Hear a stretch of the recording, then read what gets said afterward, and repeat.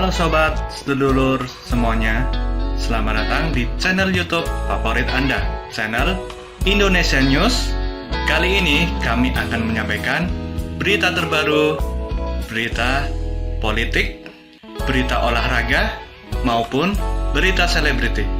Semoga berita yang kami sampaikan bermanfaat. Jangan lupa ya guys, like, share, dan subscribe-nya agar tidak ketinggalan berita terbaru dari kami. Terima kasih. Salam NKRI, salam sejahtera. Anies jadi capres, Ferdinand Huta Haryan, jangan calonkan sosok punya jejak kotor politik identitas. Tribunnews.com, Jakarta, aktivitis dan politisi nasional, Ferdinand Huta Haryan menanggapi soal masuknya nama Anies Baswedan menjadi calon presiden yang diusung dari Partai Nasdem.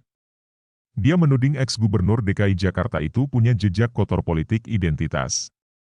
Kalau kita ingin mencintai bangsa ini, calonkan negarawan yang berpikir bagaimana memang ingin membenahi bangsa ini dan jangan mencalonkan orang-orang dan sosok-sosok yang jejak politik yang kotor dengan politik identitas, kata Ferdinand dalam sebuah diskusi di Jakarta, Sabtu, 12 November 2022.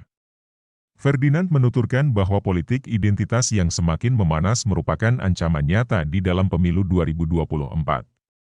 Karena itu, dia meminta agar Surya Paloh tak mencalonkan figur yang justru memiliki jejak kotor dalam politik identitas.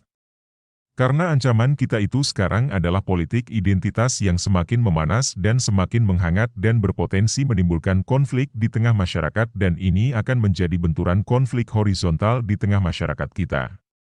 Kalau elit politik kita cinta dengan bangsa kita maka harus dicegah.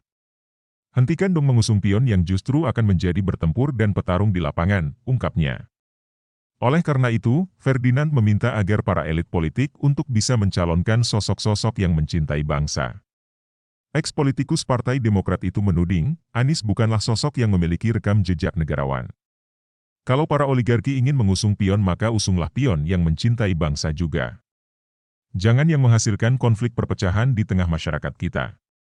Masa kita harus bicara saya cinta Indonesia, saya cinta bangsa tapi mengusung calon yang berpotensi menimbulkan konflik.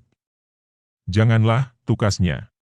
Diberitakan sebelumnya, calon presiden yang diusung Partai Nasdem, Anies Baswedan angkat bicara soal dirinya disebut intoleran dan kerap melakukan politik identitas. Anies hanya meminta bukti terkait berbagai tudingan tersebut. Hal itu disampaikan Anies saat bertemu dengan para tokoh ulama di kantor DPW Nasdem Sumatera Utara pada Jumat, 4 November 2022, lalu. Saat itu, Anies ditanya soal berbagai isu miring terkait politik identitas.